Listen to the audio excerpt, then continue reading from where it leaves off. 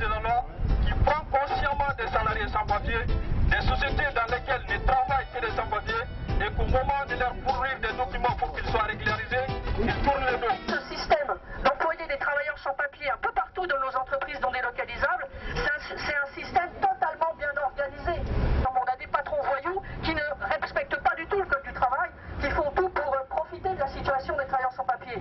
Mais on a majoritairement des salariés qui sont employés dans des entreprises qui savent effectivement parfaitement qu'ils ont des travailleurs sans-papiers, ou alors ils font semblant de ne pas le savoir, mais ils ne s'étonnent pas du fait que leurs salariés, eh ben, ils sont jamais malades, ils sont jamais absents, ils sont jamais en vacances. Quand on leur dit de venir travailler le soir, le week-end, le dimanche, la nuit, ils sont toujours là, ils râlent jamais. Quand un patron en France, il a des salariés comme ça, il sait évidemment que ce sont des salariés sans droit qui fait travailler, puisque de toute façon, un salarié en France, heureusement, il résiste.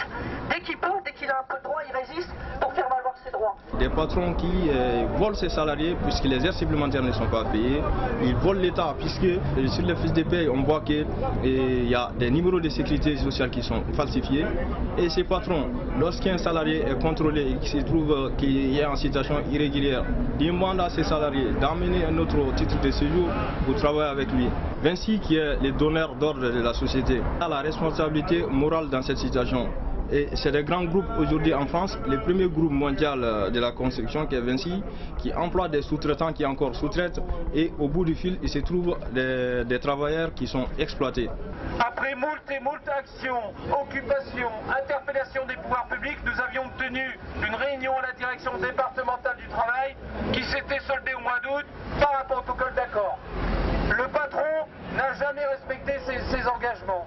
Néanmoins, grâce à la détermination des salariés, grâce au soutien politique notamment et grâce à la CGT, nous avons obtenu du fait que les pouvoirs publics prennent en compte la bonne foi des salariés, prennent en compte l'existence de ce protocole d'accord pour remettre des APS. Nous vivons ici depuis plus d'une année dans ces conditions.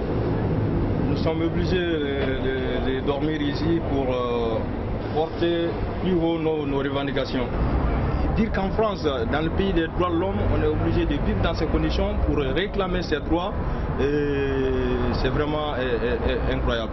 30 personnes vivre sans eau courante, ni toilette, ni électricité, franchement, je ne sais pas quoi dire.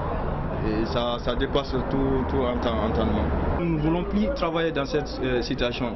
Et cette situation actuellement est devenue tellement inconcevable que nous nous sommes levés pour réclamer nos droits et les patrons refusent de les payer. L'administration ne fait rien pour les forcer à le faire et le groupe Vinci essaie de jouer, d'assurer les services minimums.